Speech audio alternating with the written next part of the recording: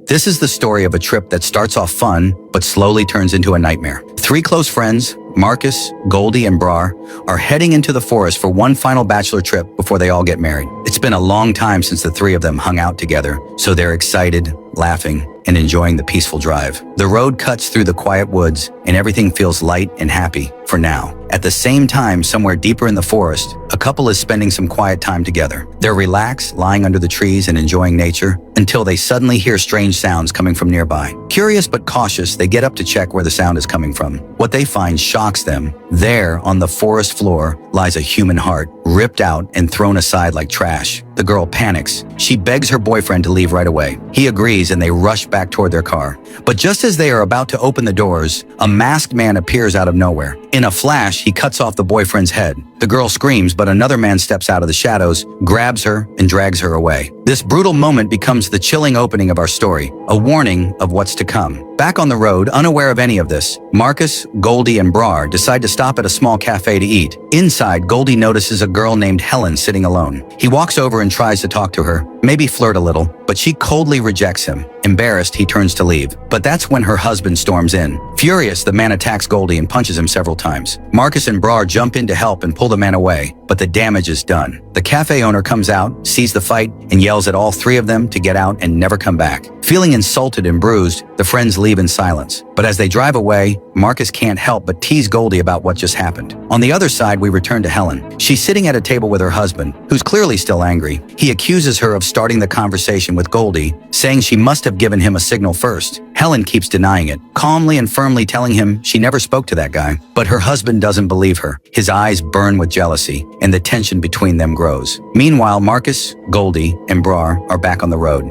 As they drive through the forest, they notice a car parked strangely on the roadside. At first, they think someone might need help, but then they see something disturbing. Two people in strange, creepy masks are pulling a body out of the trunk and tossing it into the bushes.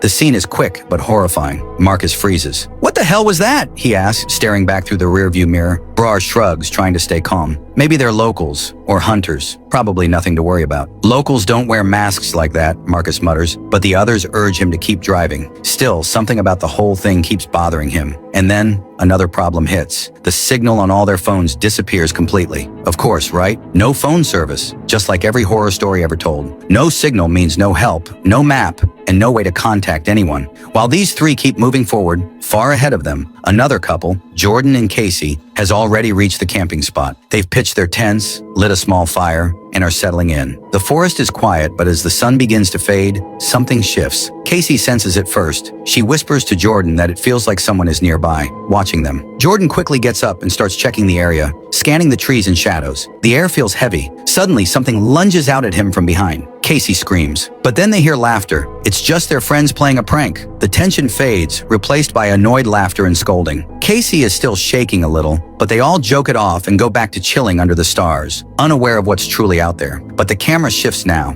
deep into the forest, where an old abandoned house sits hidden beneath a thick wall of trees and vines. Inside, it's dark and dusty. Dozens of small dolls hang from the ceiling and sit on shelves, all staring blankly in every direction. This house holds secrets, and whoever lives here, or used to, wasn't ordinary. Are these people simply collectors, or something much darker, like smugglers, or something worse? To find out, stay with us. Brar stands up and says, "This is my last bachelor trip before I get married, so I want to make it really special." He shows them a special drink he brought just for this night. Everyone gets excited and decides to collect food, firewood, and music to make the evening perfect. Meanwhile, in another part of the area, Helen is talking to her father. She tells him that she and Johnny had a small fight, but they're still going hunting tomorrow. Her father looks serious and says, "You both should stop going into the forest. It's not the same anymore." And then we see why. The girl who was kidnapped earlier is tied up in a dark basement. The masked man walks in slowly, holding a heavy hammer. Without saying a word, he smashes her head. The scene is so horrifying that it would give anyone chills. Back at the camp, the group of friends is enjoying themselves. They drink Brar's special drink, laugh, share stories, and relax without knowing someone is secretly watching them from the trees. While they drink, Jordan raises his glass and says, "Let's make this trip unforgettable. We don't know when life will change or when someone will get married, so let's live these 3 days like they're our last." And those words might come true. The next morning, Helen and Johnny get ready to go hunting. Back at the camp, everyone else is still asleep from last night's drinks. Suddenly, an old man appears. He's wearing strange clothes, holding handcuffs, and carrying an axe. Goldie wakes up and asks, "Who are you? What do you want?" But the old man doesn't reply. He just stares at them, then turns and slowly walks away. Marcus sees him too, and remembers the masked men he saw earlier. He starts to feel uneasy, but his friends laugh at him and call him a coward. Meanwhile, Johnny and Helen are deep in the forest. Johnny tells Helen to wait in one spot while he goes ahead to look for a bear. She agrees and puts on her earphones to listen to music. She gets lost in the songs. Johnny walks deeper into the woods. He spots something red on the ground, blood. He stops and looks around, thinking a bear might be nearby. But before he can move, an arrow suddenly hits him in the stomach from behind. He falls to the ground in pain. Then a masked man appears and cuts Johnny's throat. Johnny screams, but Helen doesn't hear him. Her music is too loud, and that's the scary truth. Sometimes it's safer to leave your earphones at home. After taking a day to rest and recover, the group of 5 friends decides to go trekking into the forest to enjoy the scenery. Everyone is excited, laughing and packing light snacks and water as they begin the hike. The forest is quiet, with tall trees and winding paths, and for a while it feels peaceful. As they walk, Marcus brings up something that's been bothering him. "In the morning, I saw that old man again," he says. "He was holding a pair of handcuffs and looked like he was hunting someone. Maybe even us." Jordan waves it off. "He's probably just a local. I've heard stories that a few strange people live around here. Don't overthink it. Chill, man." They keep walking and hiking deeper into the forest. After a long trek, they find a resting spot near a cliff with a good view. The group settles down, exhausted but happy. Jordan stands up and says, "I'm gonna go smoke for a bit. Anyone coming?" Everyone shakes their heads, too tired to move, so Jordan walks off alone. As soon as he takes the first puff of his cigarette, he hears a faint rustling behind him.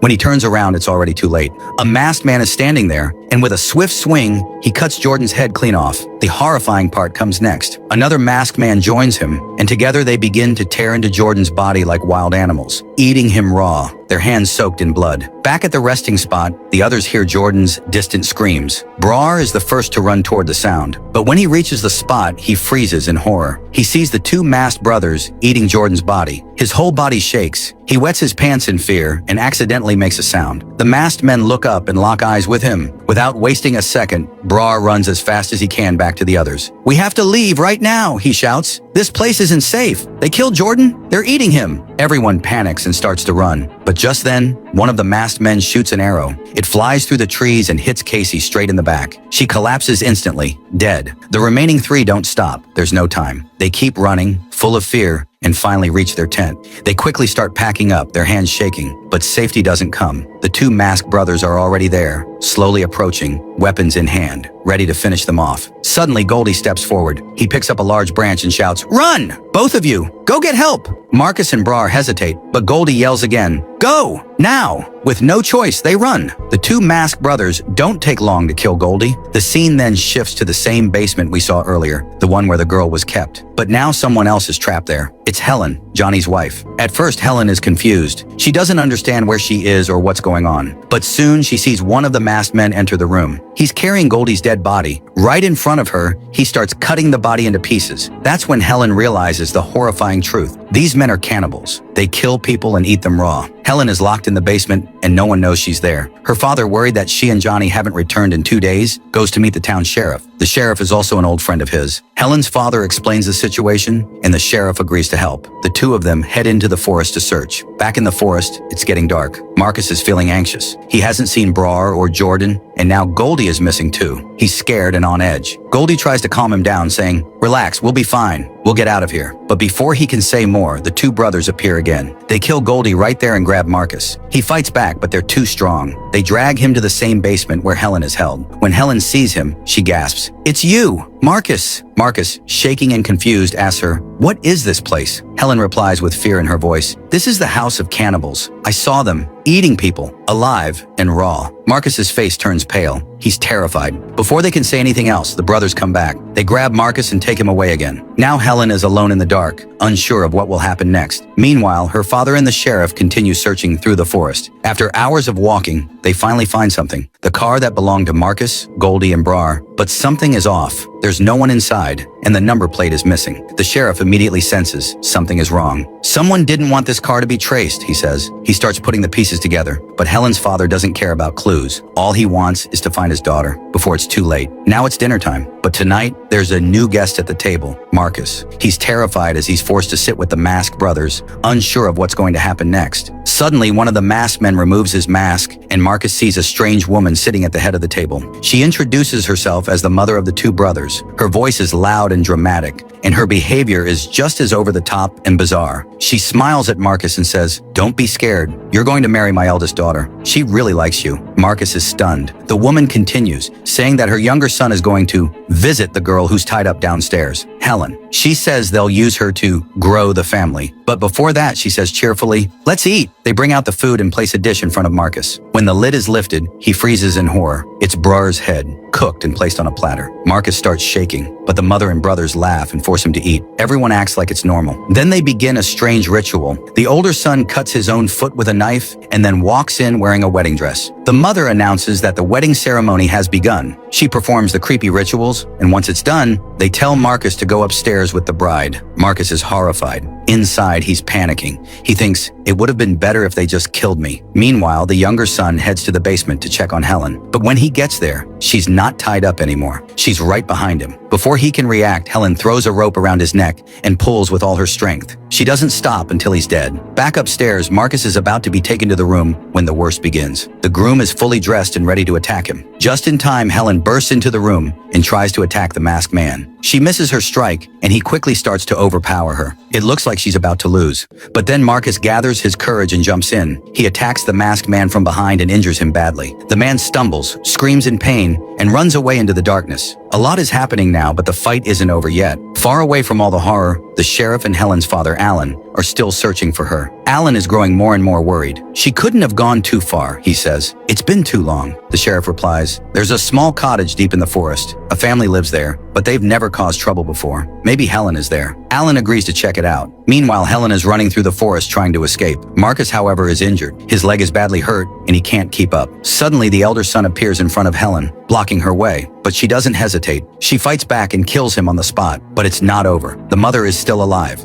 She grabs Marcus and starts dragging him away, furious, wanting revenge for her son's deaths. She's wild, screaming, and ready to kill. Then Helen arrives just in time. She grabs a knife and slices into the mother's neck. The woman falls, but Helen keeps attacking, over and over, until the woman is finally dead. Helen made her suffer the same way the others had suffered. With the nightmare finally over, Helen helps Marcus walk to the roadside. He's badly hurt, but still breathing. By pure luck, they run into the sheriff and Alan, who immediately put them in the car and rush them back to the city. But just when we think the story's done, a final twist appears. The old man we saw earlier, the strange one from the forest, returns home. What he sees shocks him. The bodies of his wife and two sons lying dead in blood. His face fills with rage and sadness. Yes, he's the father, the true head of this flesh-eating family, and now he'll want revenge. What kind of horror will he bring next? That's a story for another time. Thanks for watching. If you liked the story, let us know in the comments. See you in the next video. Peace out.